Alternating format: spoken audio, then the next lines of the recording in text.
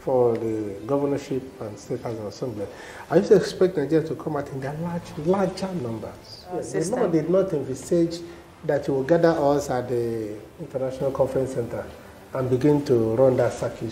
That's not what the law said. The law said it is on the server, every person should be looking at it.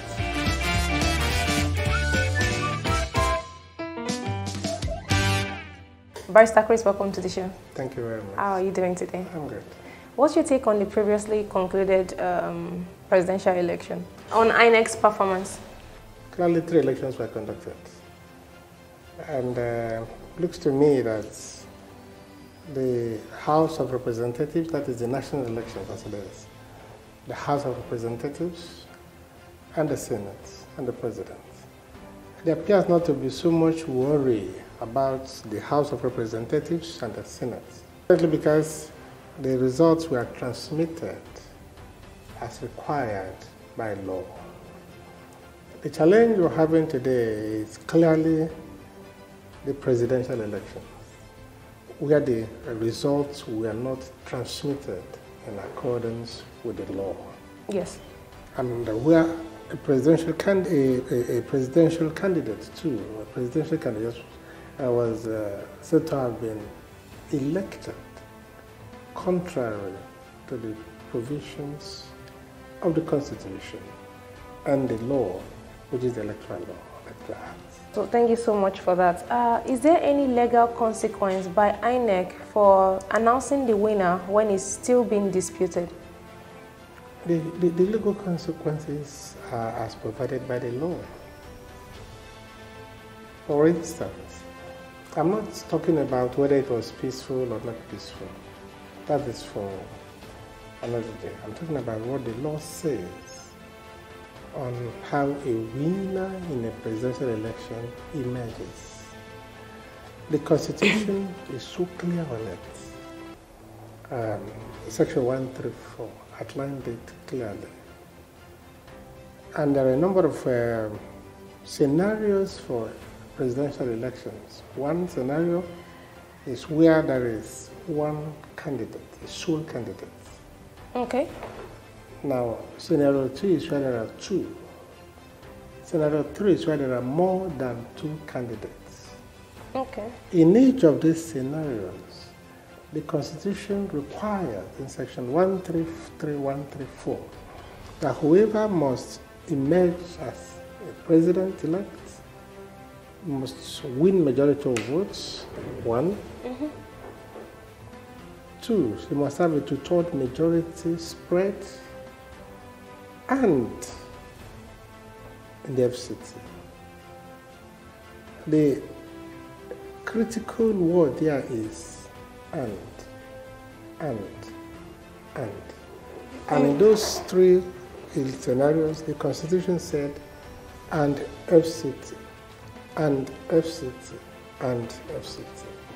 In all legal documents we have, our laws, our Constitution, you will see it's written, and FCT. That clearly tells you that FCT occupies a special status, akin to what politicians are clamoring for in Lagos, for Lagos to become a special status place. And that means in each of the treatments, the FCT is treated as a special status place. And I suppose rather, that the intentions of those who did the law is to create a situation of belonging,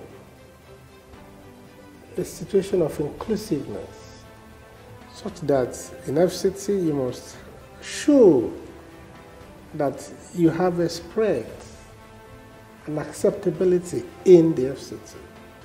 In any case, that's where you're going to live as a president. That's what the law says, the Constitution now says. You must have 25% spread in the states and FCT. In other words, 25% off 36, sorry. And FCT. So FCT has been treated as a standalone. And you must have to show that. It is here in the Constitution. Yes, in this election, INEC introduced a system called BVAS for electronic voting. In your experience, can you say this was a digital or a manual election still? It's obvious that INEC divided it into two, because there were three elections I mentioned. The House of Representatives, the Senate, and the presidential. In the House of Representatives, the result was transmitted. In the Senate, the result was transmitted. That's why by early hours of Sunday, the results on the Senate and the House of Representatives had begun to drop, and there was no argument on it. But the presidential election became manual, contrary to what the Electoral Act provided for. The Electoral Act said it should be transmitted electronically. They transmitted only for the reps and for the Senate, and left out the presidential election. They came out to say there were some challenges, network, the system they were installing on had glitches and it wasn't sabotaged. But do you think they tried to keep us, feel us enough? The law doesn't work that way. The law has made provision for do this. If you fail to do it, there is consequences. The law didn't envisage all these stories of INEC. What the law envisages, transmit electronically. And if you fail to transmit electronically, the law has also stated what the consequences are. So the question of we had hitches and we didn't have hitches doesn't arise. There is even a more serious thing. This story on hitches didn't come on Saturday. It didn't of the election. It didn't come on Sunday in the day. It came about the night of Sunday. Yes, you're right. After people had become very agitated and the tension had built almost to the high heavens. And I suppose they were trying to find a way to manage the tension by saying, in any case, hitch is a word. Does it have a meaning? If INEC said they had a hitch, they were under a duty to tell us what is that hitch. Is it that you couldn't transmit? Is it that as a system, maybe somebody pressed the computer wrongly? These are stories you tell. My younger child those days will say, Daddy, are you sure? These are those kind of stories of Daddy, are you sure? Yes. It looks to me as an afterthought. And it's not acceptable by law. That's because the law is clear.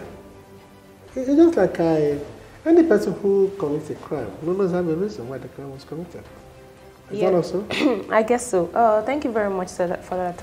INEC posted a list of how we should vote. And we had some people like President Buhari and some senators reveal their slips, which according to how we were supposed to vote, they were not supposed to. Are they above the law or doesn't?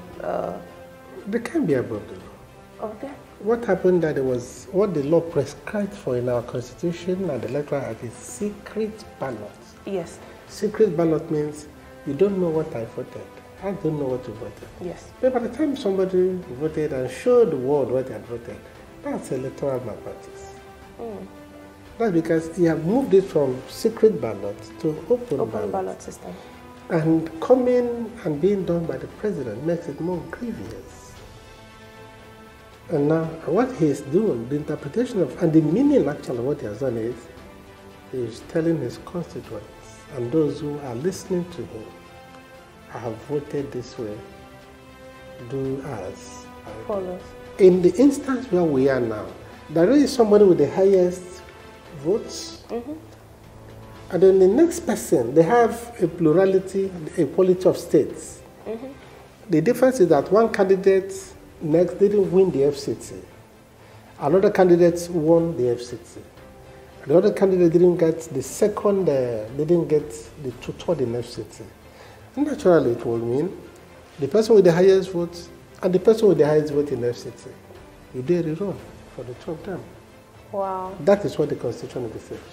And he said it has to be done here. The defaults of this, he said, arrange for an election between the two candidates, and the candidate at such election shall be deemed to have been duly, and then down, and then within a time frame. Wow. But INEC unilaterally. What even makes me more upset is I didn't see any evidence that INEC sought for a legal opinion, either in-house or outside INEC. That is the Attorney General, who would have given an opinion to guide us and to guide INEC. In which case, if that had happened, people would have probably thought, okay, they sought a legal opinion. The thinking would not be they were given the wrong legal advice. But we don't have evidence here that INEC sought for a legal opinion, meaning that INEC on its own decided to trample under our Constitution. INEC on its own decided to trample under the Electoral Act. And don't forget that this Electoral Act we're talking about has made copious provisions on detailed provisions on how the elections are to be done, when it starts, when it ends, the pattern of voting, the pattern of papers, under their regulations. How could INEC follow regulation 1, 2, 3, 4, 5, gets to regulation 6 and jump it? They don't have such a power. We need to start holding these corporate bodies to account of what the election says more often nowadays. INEC breaching our Constitution. As a matter of fact, the Electoral Act has even made stipulations of jail terms for an INEC official who goes against these things that the INEC Act says. God has created the world and put rules and regulations, isn't it? That's why this world has remained.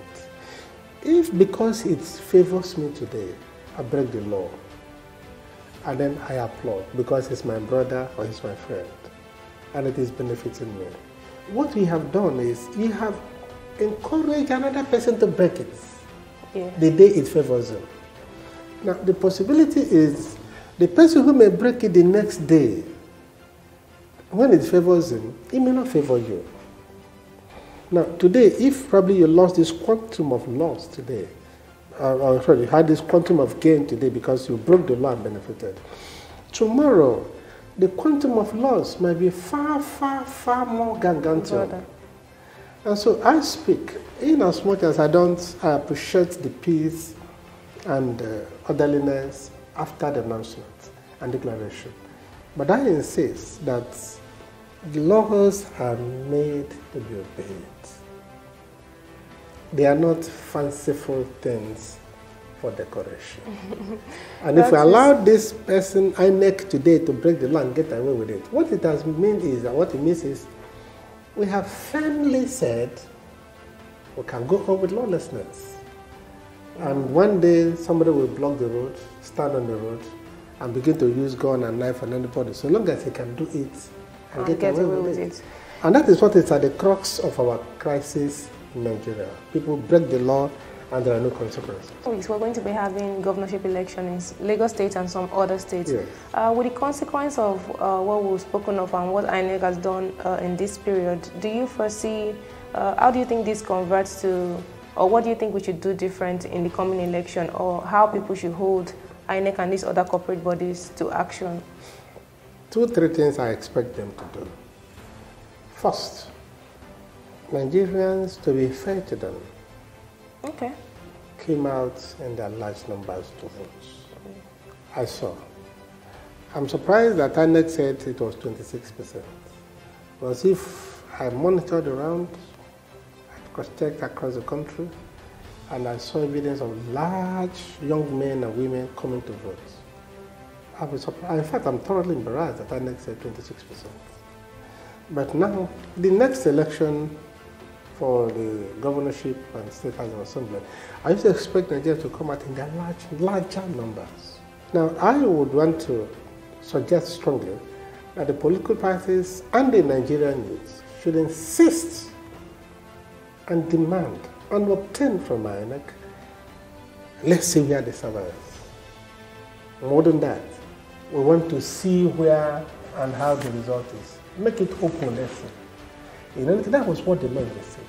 The law didn't envisage more transparent system. The law did not envisage that you will gather us at the International Conference Center and begin to run that circuit around. That's not what the law said. The law said it is on the server, every person should be looking at it.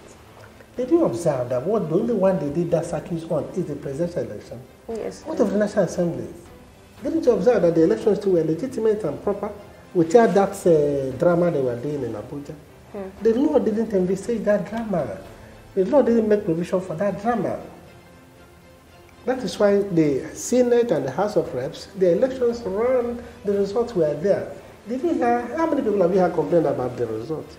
I'm here to hear seriously somebody complain about the Senate and the House of Reps. Because it was transmitted and the results came out in accordance with the Electoral Act.